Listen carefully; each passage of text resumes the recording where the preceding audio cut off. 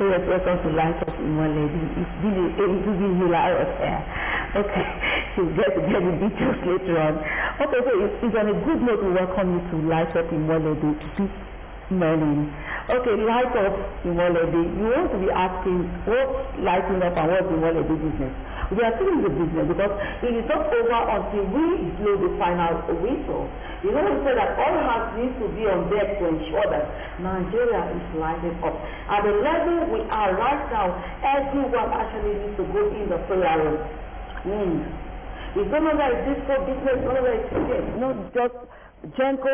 It's like a world thing right now. And that is why, for today, if you're coming in with that base, we are here.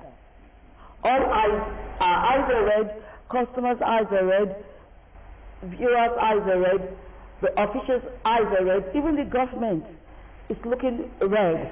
So we all actually need to, come together, rub minds, like we do here. You know that on Light Up Molody, the only thing we talk about is electricity. That is one language we talk here.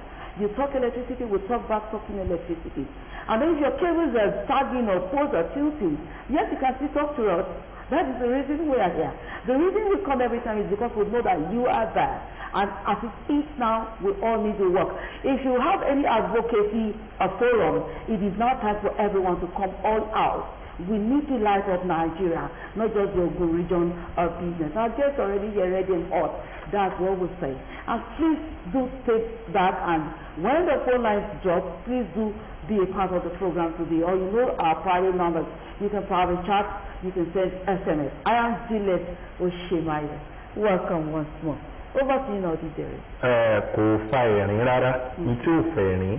Òní torí wípé ní tí bá dunni ní pẹ̀lú ẹni ìyàwó mi mo kí ọ mo kí ọ dáadáa ẹ̀yin olólùfẹ́ ètò yìí ẹ̀yin olólùfẹ́ ètò ìmọ́lẹ̀dé láìtọ̀ ní tí bá dunni ní pẹ̀lú ẹni ijó tó bá sì ká ni lára la máa ń di ẹsẹ̀ ijó torí wípé ó ń dunni ni mo kì í lónìí kò síbi tẹ́ ẹ rò pa àní dé tá àní dé torí wípé ibi tá a bá fọwọ́ kàn náà là á fọwọ́ kàn tá a mọ̀ pé ó ń dùn yín ó ń dùn wá ó ń dùn wọ́n torí kò sẹ́ni tí ó kàn lórílẹ̀‐èdè Nàìjíríà èyí tí ń dùn gbogbo wa ó jọ ń dùn wá ni òjò ti ń pa wá ó jọ ń pa wá ni tó bá ti jẹ́ ń pa ọ̀rọ̀ ọ̀nà kò sẹ́ni tí ó kàn ìyàwó mi orí afẹ́fẹ́ sọ̀rọ̀ kan lẹ́ẹ̀kọ́ ní káwọlé àdúrà ká gbàdúrà àdúrà lọ̀rọ̀ wa jẹmọ́ lórílẹ̀‐èdè Nàìjíríà ìpínlẹ̀ Ọ̀yọ́ ìpínlẹ̀ Ògùn ìpínlẹ̀ Èkó gbogbo wa ní láti gbàdúrà papọ̀ òní lórí ètò lónìí ẹ jẹ́ ká panu pọ̀ ká jọ ṣètò tòní kẹ́ ẹ wòran ayọ̀ kínú yóò dùn lórí ìbéèrè tá a bá ń béèrè lọ́wọ́ àwọn àlejò wa torí àwọn náà ti jókòó láti gbọ́ ìbéèrè. Ọláyínká Adétọ̀nà ló kọ mi. Mo kí yín o ẹ káàbọ̀ sórí ètò ìmọ́lẹ̀dé Light Up. Thank you very much, Olayinka. I kind of like you more this morning. I didn't know you can be this handsome when you're serious. When you're serious and then ó yẹ kó yẹ wípé kì í ṣe ilé nìkan láti gbọ́dọ̀ serious. A gbọ́dọ̀ máa serious lẹ́nu lẹ́kọ̀ọ̀kan náà. This is beautiful. So now join us, make welcome. You know how we do it. Today we have two departments represented. But join us first and welcome the communications department, communication officer, Chisi Ijualake. Káàbọ̀ sí ètò.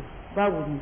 Ẹ ṣe ọmọ náà ní mo kí wa káàbọ̀ sórí ètò ṣẹrẹ ẹni mo kí jù nígbà tí ọ̀rọ̀ yẹn ó mú ilé lókun àyà báyìí náà tí ìdìbò gbọ́sẹ̀ kan báyìí ti wá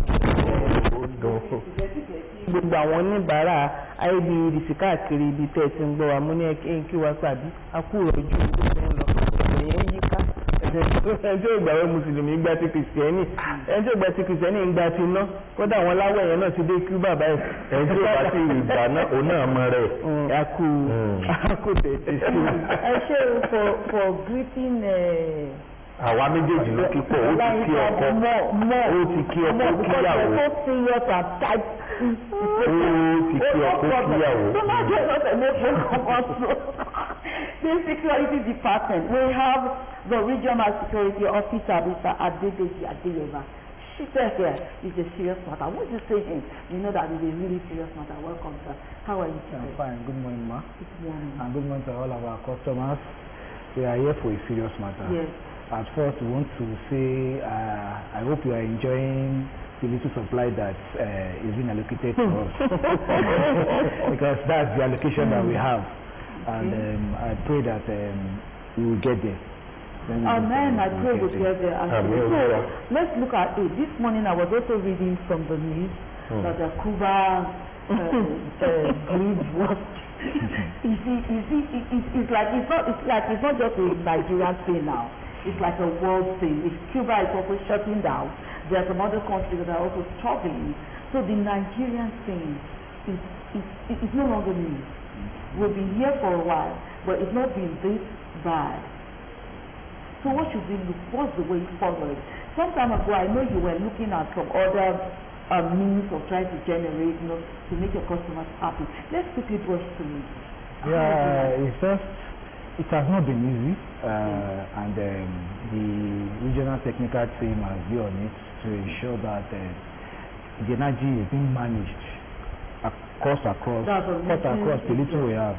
So normally we are giving a little percentage of the allocation that we should have as a state, as Ogun State, as a region. Let me use the word now, as a region. And the little we have, we've been able to just manage and ensure that communities that requires it being given at least a minimum of hours that we could. Across our franchise that we could. So like we said, we are a disco, and it is an issue of generation. The gencos are generating little energy, and maybe they know the reason why. We all know the reason why that has been happening, which is because of the gas constraint.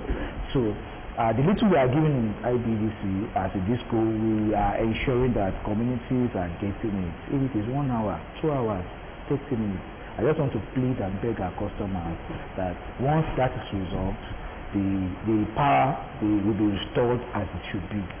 Wow, thank you so very much. Ọ̀rọ̀ tó bá ti ń ṣe kan gbogbo ẹni ní í ṣe gẹ́gẹ́ bí àṣà Yorùbá. Ẹ dákun, èmi ò rí ọ̀nà tí wọ́n tún fi fagùn mọ́. Ibo là ń bá lọ. Lẹ́yìn rẹ̀, kí ni ọ̀rọ̀ tó lè múnú àwa dùn, àwọn oníbàárà? Kí ni ọ̀rọ̀ tó lè múnú àwọn olólùfẹ́ wa dùn?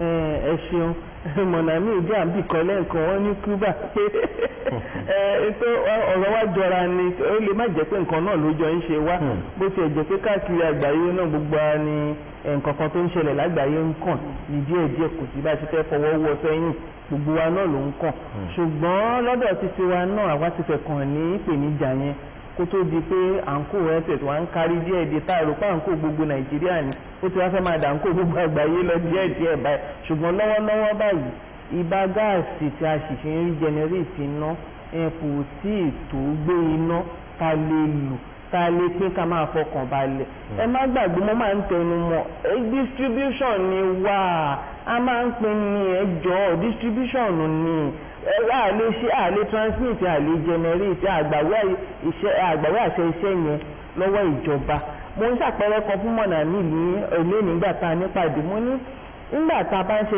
ọjọ́ ìbí ní primary school tí ọmọ onígbàgbé bá gbé kéèkì dé àwa máa bẹ̀rẹ̀ sí ní pín ọmọ ní ọjọ́ ìbí wá dé pé lóhùn ògbé kéèkì wá kí la fẹ́ pín bọ́rọ̀ yẹn ṣe rí nìyẹn ó wá dàbí ká máa bínú sí ẹni tá a ní kó pín kéèkì pé kò pín kéèkì báwo ní ṣe pín kéèkì nígbà wọn ilé ìwé kéèkì wá ọ̀rọ̀ tó ń ṣẹlẹ̀ lọ́wọ́lọ́wọ́ báyìí nìyẹn ṣùgbọ́n à ń rọ àwọn oníbàárà wa pé ṣẹ̀rí ọ̀rọ̀ yìí tó ti jẹ́ sí à ń kó tó kárí ní ìyẹ́kẹ́ tí mọ̀ pé kò ń ṣe tá a máa káwọ́ bọ̀tán máa wù mo mọ̀ pé àdúgbò tí yín lè má níná tó àdúgbò kejì ṣùgbọ́n mọ̀ pé gbogbo nẹ́tíwọ̀kì yẹn ti wà ńlẹ̀ tẹ́lẹ̀ ó ti ní pé tí iná bá ń wọlé ibì kan ló gbà wọlé ó ṣeé ṣe kó jẹ́ pé ibi tó gbà wọlé yẹn máa níná ju ibi tí iná yàbá sí ló ṣe máa ń rí bẹ́ẹ̀ kó ṣe pé bóyá àwọn kan ṣẹ̀wá àwọn kan ò ṣẹ̀wá ṣẹ̀dẹ̀ sí mọ̀ pé nígbà tí àbátẹ̀yìn náà bá ti níná bó làwa náà ṣe fẹ́ pa owó tó bó ṣe ń dùn yín ló ń dùn mí náà mo rẹran kan ní wíkẹ̀ndì ẹran yẹn bá jẹ mọ́nú fíríjì ọmọ kó ń dùn mí náà báyìí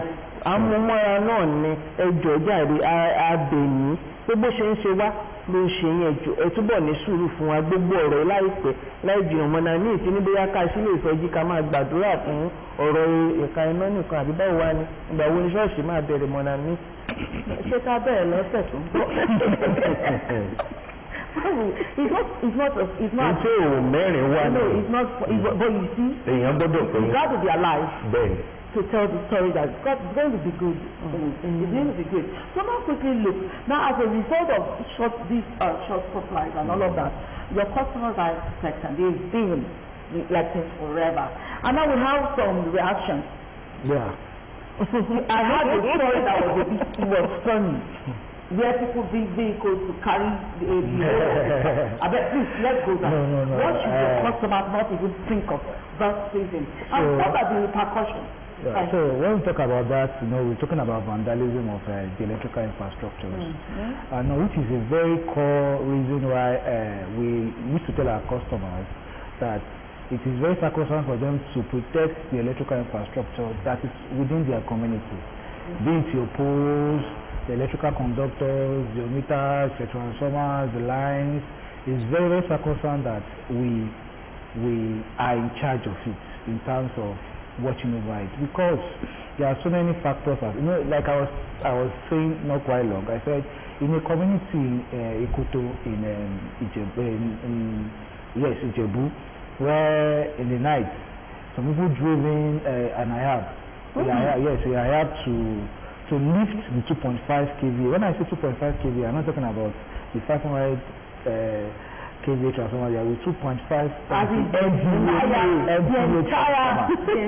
they want to lift it up and just steal it, not steal it. So thank God for the security guard and the security operatives that are behind in Ikoto, the estate at the back there, that prevented them from. So it's something that we are seeing every day. And yesterday or 2 days ago, a police officer called me. He said, officer, what's wrong with our lights in Lokuta? This social transformer, we do not have lights. So I said, okay, I will investigate. Probably it's the distribution that it will get to you. So finding out from the technical supervisor, I learned that they vandalized the transformer because there is no supply. So I just want to beg our customers that in our community, now that we have shortage of supply, we should ensure that we watch over those things. It's a stakeholder thing. It's not only IBEDC. It's both parties. Everyone will suffer. We will not see revenue to collect.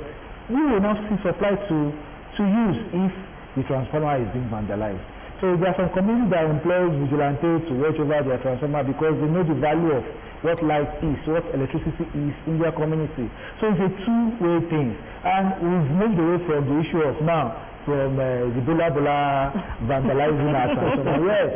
We now to outright everybody.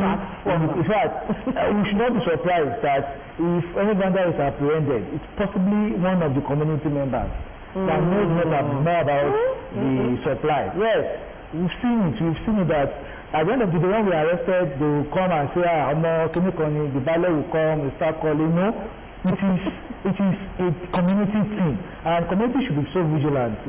When a stranger enters your community and you are not seeing anything, you are not even asking questions, what are you here to do? There might be a sleep cell. There's something called sleep cell in security. They might be there for some times when it's time for them to cause havoc. They just trigger and they will strike. So we should as well. But I think you should get to a stage now where George does no longer solve the matter. Whoever is caught bears the consequences. Yes, it bears it. That's the face we have now. Anybody being, at least there are people serving jail terms because of vandalism. The vandalism in Ogun State. So it's a case whereby the NSCDC helped us to run an investigation on the buyer, the seller, and they went and they got to the place of the buyer and found a whole lot of electrical conductors. They have to call us, come and identify which is for IBEDC, which is for the and later prosecuted them. So it's now buyer and seller now they are all cooking. Thank you so very much. Tó bá ti dé báyìí, ó ti dé bá gbogbo abúlé. Ẹ dákun, tó fi lè di wípé wọ́n ń gbé odidi transformer ńlá nínú ìlú. olómú mi rántí ẹni tó ń ṣe jọ̀ọ́jọ̀ nínú àwòrán ó sì sọ wípé inú mọ́tò tán ti rí ó náà wá gba nǹkan sáárì nínú mọ́tò tó ti fẹ́ jí nǹkan ó dà gẹ́gẹ́ bẹ́ẹ̀ náà ni ẹni tó gbé transformer kí ló fẹ́ sọ pé òun fi ṣe ẹ dákun ẹ ṣàlàyé fún wa. ní àsìkò tí iná ò dúró déédéé kò sí àwọn kan máa fi ń ṣàwàdà wá ní wetin Musa no go see for gate kò sóríṣiríṣi àrà táà ní máa rí lọ́wọ́ àwọn oníbàárà ìkan lára ẹ̀ jẹ́ àwọn gbàṣẹ̀jẹ́ yìí obì tí ń so lẹ́rùn ẹ̀hún la ṣe ń sọ bá a ṣe wà lórí ẹ̀rọ ìgbọ́ wa ìyẹn ọmọlúwàbí ń gbọ́ wa àwọn alùmọ̀kọ́rọ́ yẹn náà àwọn ọlọ́gbọ́n yẹn náà àwọn náà ń gbọ́ wa láì àwọn náà ti ní kò sí náà ń gbòòrò ó yá àwọn náà múra ṣiṣẹ́ òun la ṣe ní àwọn á ń kéde fún yín kẹ́ lè mọ̀ pé ẹ má bínú káwọn gbọ́ láti rí i pé yá káwọn wá lọ jalè ni òun ló ṣe jẹ́ wípé wọ́n máa ń ní àgbàrá òlóhùn òní sanlé lọ onílé ní gbà láṣẹ ní ẹ̀yin àti àwa ẹ jẹ́ kọjọ máa dáàbò bo gbogbo àwọn irinṣẹ́ amúnáwá wa yìí àwọn ń sọ mọ́tò nísìnyí wípé ládùúgbò kan níjẹ̀bù nígbà téèyàn bá gbódìndín mọ́tò ńlá wípé òun bọ̀ wá gbé transformer tó jẹ́ pé bí agbègbè bíi 3-4 ló máa wà lórí ẹ̀ ó wá dẹ̀ ẹ̀rí ìbáṣe wọlé ẹ máa gbé ọpẹ́lọpẹ́ àwọn ará àdúgbò àwọn òṣìṣẹ́ àwọn security IBEDC àwọn ará àdúgbò náà tó wà ń bẹ. níbo lẹ ń gbé lọ. ẹni gbé kàkàkí ọba pẹ̀lú bọ́ ní o pẹ̀lú bọ́ náà gbé lọ. àwọn tó bá bọ̀ wípé gbogbo àwọn bólàbólà tó ń parọ́ pé ṣe náà ṣàyẹ̀rin náà ń ṣàyẹ̀ àwọn yẹn ẹgbẹ́ ẹ máa ṣọ́ wọn lọ́wọ́ lẹ́sẹ̀ ṣùgbọ́n ní ìṣó ti ń de pé àwọn tó tiẹ̀ tún gbébọn wá jí kinní ni ẹnìkan ní nígbà wọn bá yọ kọ́pà nu transformer tó ń yọ oníṣẹ́ni tó ń yọ irin rélùwé ẹni tó ń yọ irin orí drainage lẹ́ni pé kò ní gbé transformer nítorí ẹ̀ la ṣe ń ra àwọn oníbàárà wa ẹjọ́ ẹnìkan ẹbí mọ̀nà mi ṣe sí mi jẹ́ nígbà kan ní mo máa ń sọ wípé lọ́wọ́lọ́wọ́ báyìí kò sẹ́ bá ń lẹ̀ ṣùgbọ́n àti lọ́bẹ̀ lọ́wọ́ àbí ọbẹ̀ tá a níyẹn ẹ jẹ́ ká a dáàbò bò so that tí ẹ̀ bàbá padà dé kọ́mọ ọbẹ̀ ò mọ̀ ti lọ. Wow, it's not, but we have to laugh anyway. Kò sí bó ṣe lè jẹ́ eyín ó wà ń ta. So let's look at apathy to payment. I know that the supply is not been great, but like you say, as much as possible, no matter how small, you ensure that all your customers get a piece of the cake. How is your customer? How has been the response? Payment-wise. Apart for payment, no. Like we used to tell our customers that it is the energy that you use that you will pay for. If we are giving you 3 hours, we've calculated the number of kilowatts that you've used, then we will not bill you based on that. It's not that you are billing for the whole month without usage. If you have used 5, we will bill you for 5. So if you check if our customers can bear me witness, we check most of our bills, there will be disparity. Okay, 5,000 this month, 7,000 next month, 3,000 this month, because of the energy that you've consumed on that transformer. Do you understand? So we can't bill you what you have not used. So if you have used 3 hours, the energy that some customer will say that if 3 hours like but when you bring the supply like this, you have on hot plate, you have on quick pumping machine, all the consumption will now go for that little time. See, you can consume higher energy in 3 hours than somebody using 24 hours in their house. Wow. So it depends. So for that energy is consumed, that is what you will pay for. So I want to tell our customers that when they come to collect the bills or the money, let us pay. It is what we have used. If you have any consign, you can walk up to the office and say, I've spent 2 hours, let's get 2 hours. This is how much I pay. You will bring out records for you. This is what your transformer has consumed. And this is the number of customers on your transformer. And this is what you will pay. Because you have to be divided accordingly. Do you understand? So that is how it is. So when you come, when we give you supply, we know what you are giving and you have to pay. You understand? So that's why we do beg our customers again to get their meter so that is what I consume that will pay. And it's even helping managing the energy that you have. Thank you so very much. Ẹ dákun lórí ọ̀rọ̀ sísanwó yìí torí wípé ìwọ̀n bá bá lò dandan náà ni ó yẹ á san.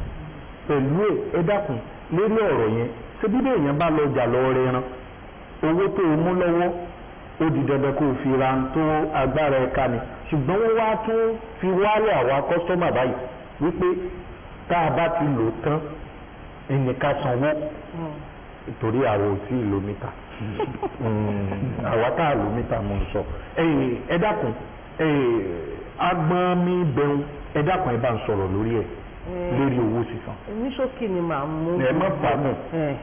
ṣe rí ọ̀rọ̀ lákọ̀ọ́kọ́ ẹ̀yin tẹ́ ẹ̀ sí gbà mítà odídẹrẹ́ ẹ lọ gbà mítà. kó tó di pé ẹ lọ jù ẹ jọ etí kan ò yẹ rí bàtà kan ò yẹsẹ̀ ẹ dákun ẹ̀yin tẹ́ wà lé agbára ẹ fún wa ní nọ́mbà táwọn tó wà nílé tí wọ́n á fi dá sí ètò yìí torí pé àwa nìkan kọ́ ìlànà ọ̀yá. odídẹrẹ́ ẹ lọ gbà mítà. màá gbà.